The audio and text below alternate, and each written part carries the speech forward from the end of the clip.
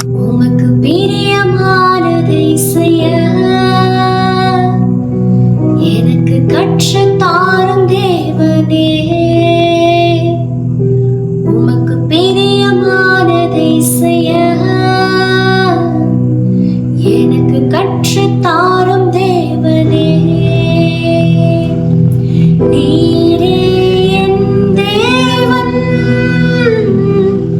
உம் நல்ல பரிசுத்த ஆவியானவர் செம்மையான வழியிலே நடத்த வேண்டுமே. செம்மையான வழியிலே நடத்த வேண்டுமே. மேக ஸ்தம்பமே, அக்கினி ஸ்தம்பமே, தேற்றும் தெய்வமே, துணையாளரே.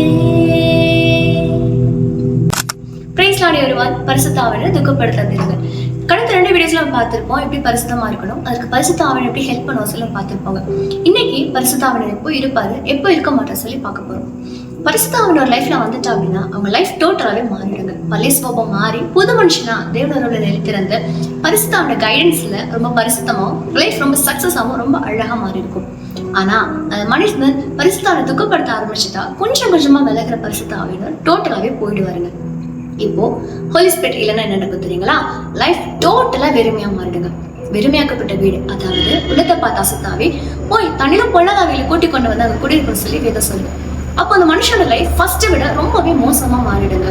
அப்புறம் என்ன, லைஃப் ஃபுல்லா தோல்வி, கஷ்டம், நிந்தனை, துக்கம், வியாதின்னு அந்த லைஃபே ரொம்ப அலங்கோலமாக்கிடும். இன்னைக்கு நம்ம லைஃப் எப்படி இருக்கு அப்படின்னு சொல்லி நம்ம தான் யோசிச்சு பார்க்க போறோம். உண்மையிலே நம்ம லைஃப் ஆண்டவரோட கண்ட்ரோல்ல, பரிசுத்தான கண்ட்ரோல்ல, கைடன்ஸ்ல தான் இருக்குதா? அவரோட கண்ட்ரோல்ல தான் நம்ம இருக்கிறோமா? அப்படி இல்லைன்னா நம்ம யாரோட கண்ட்ரோல்ல இருக்கிறோம், யார் கைடன்ஸ் கீழே வாழ்றோம்? ஆன்சர் கிடைச்சிருக்குன்னு நினைக்கிறேன்.